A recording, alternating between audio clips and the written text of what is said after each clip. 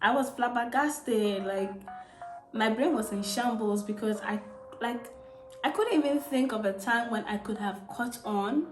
They lied to me. Every single one of them lied to me.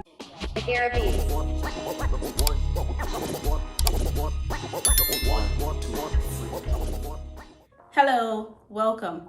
I'm Miranisa, a content creator from Ghana, and I'm here again with another video.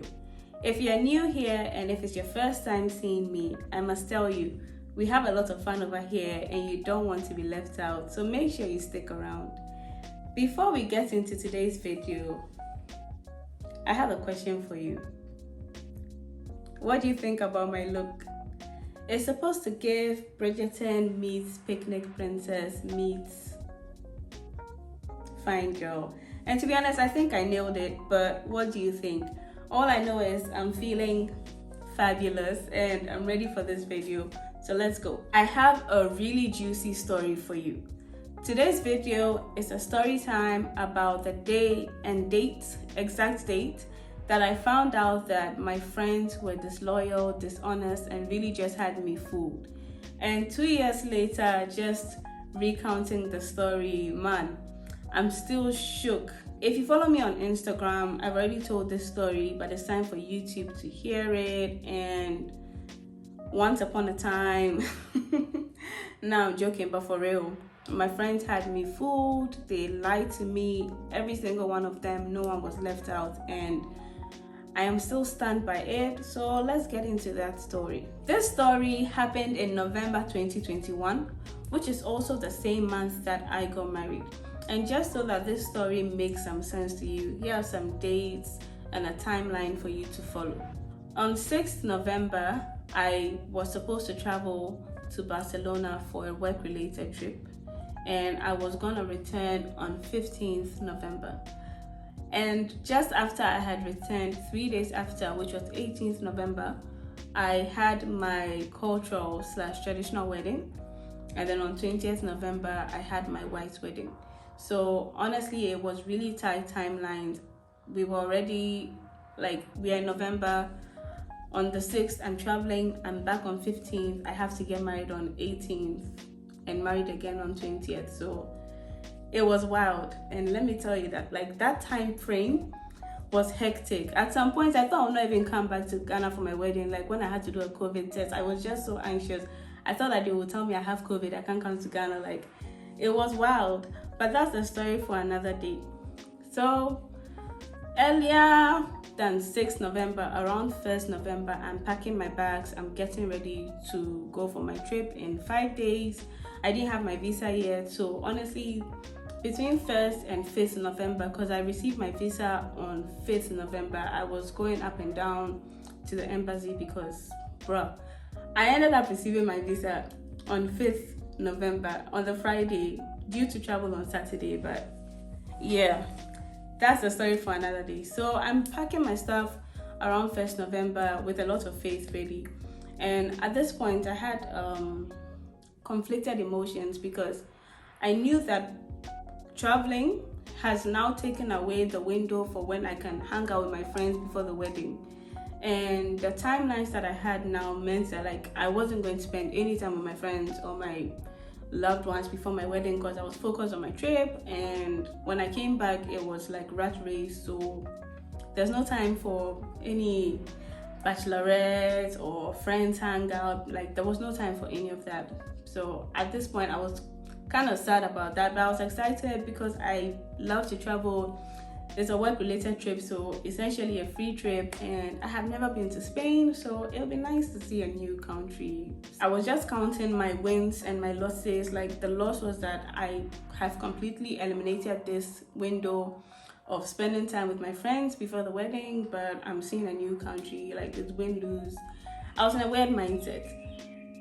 But then my sister came and told me that she had just found a gift voucher that she received earlier in the year, and she just realized it's expiring on 6th November, which is the day I was supposed to travel. So rather than just not do anything, she and I could have a date and have a sister date before the wedding. It would make up for any of the lost time that like any of the time I'm losing not spending with my friends. So I was really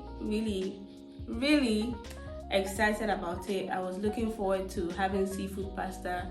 Seafood pasta is my go-to whenever I go to a new fancy restaurant. I love it. So honestly, I'm excited.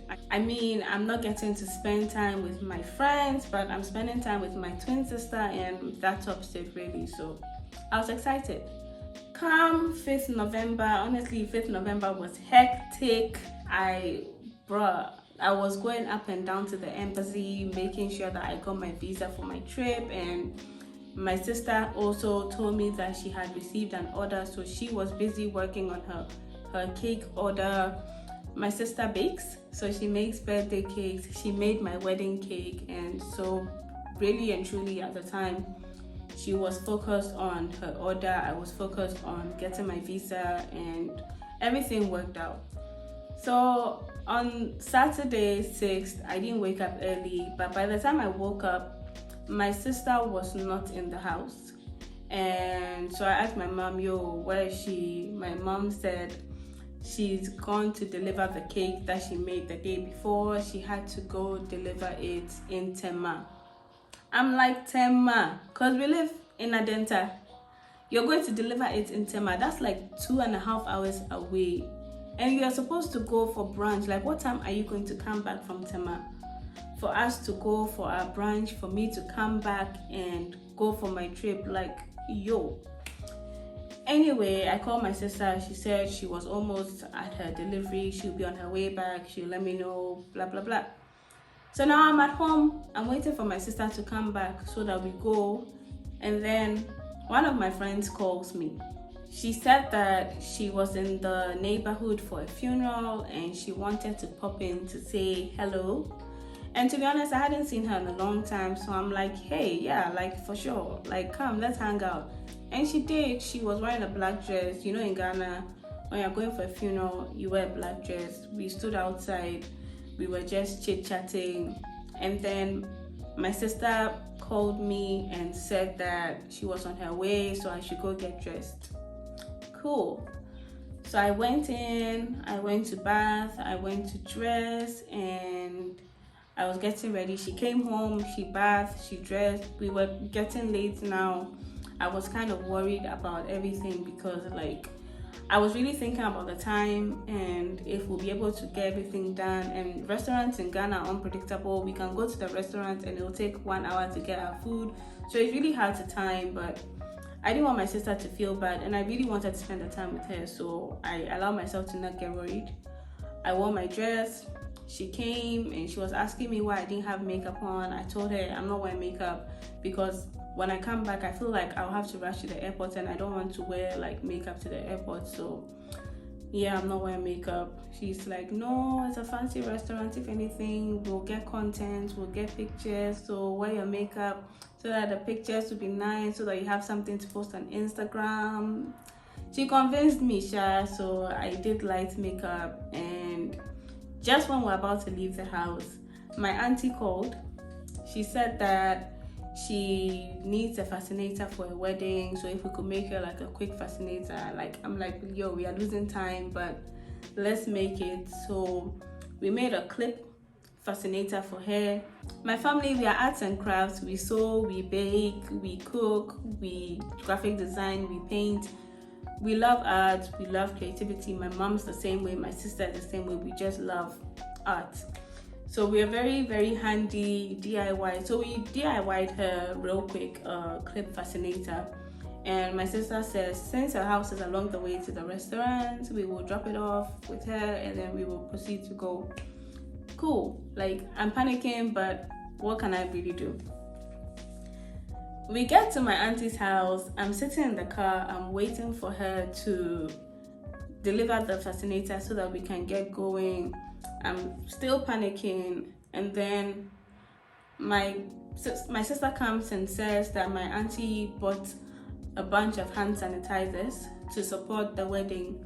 And to be honest, like, it was after COVID, so everybody was giving their guests hand sanitizers. Like, protect yourself, like everybody got hand sanitizers in their souvenir bags. So So I'm like, okay, like that's nice. And she said we should go pick up the boxes and then like go.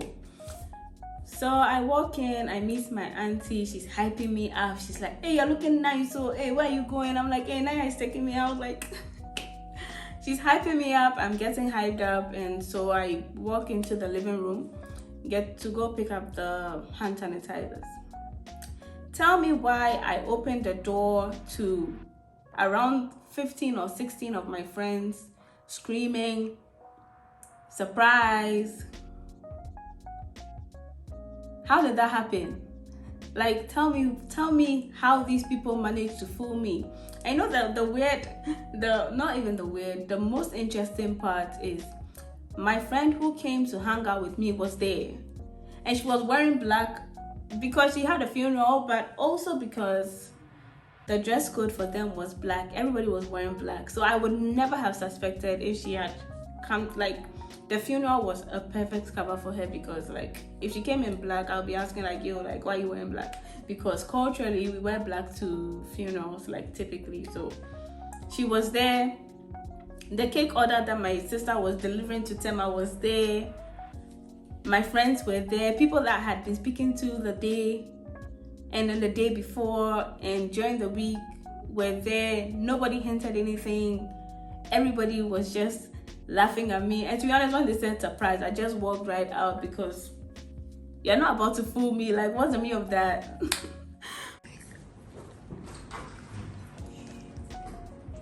Surprise!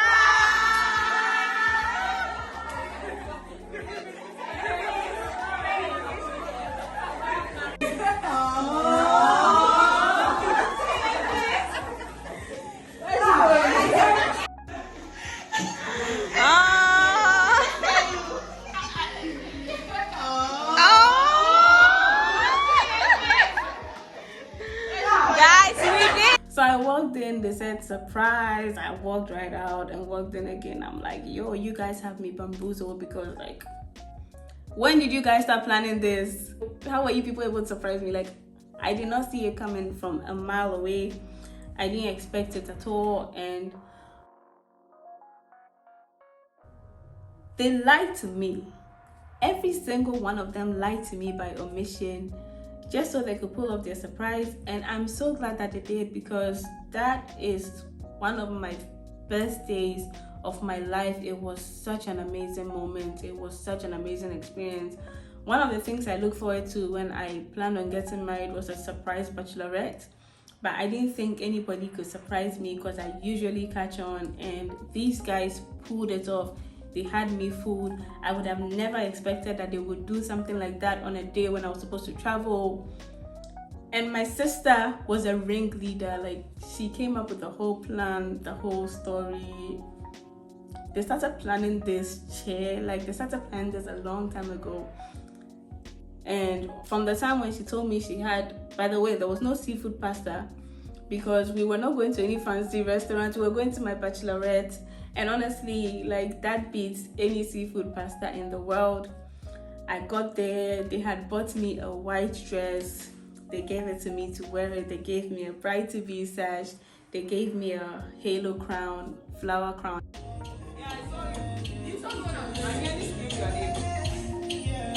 And the best part is, it wasn't a simple bachelorette of just like eating, drinking. They had canvases and paint, and like I said before, my family is arts and crafts, so we love art. So it was a paint and sip, and it was just perfect. It was the perfect bachelorette that anybody could have ever done for me. It was perfect. And honestly, I'm really glad that I got to experience that, because it was amazing.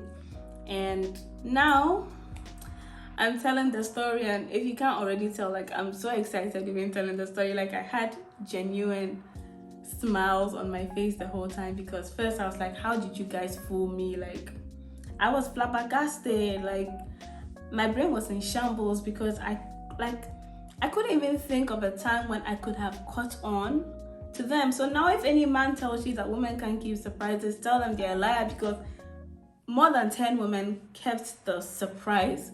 and pulled it off and surprised me. And I'm so glad that they did, to be honest. And they gave me they gave me lingerie for my gift, and I used it. So great gift. And to be honest, man, it was just amazing.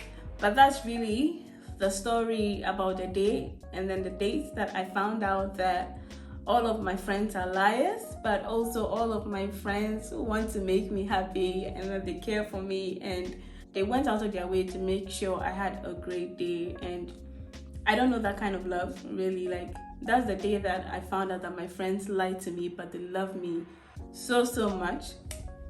I felt the love. And yeah, that's the story of my bachelorette party. Like, top that.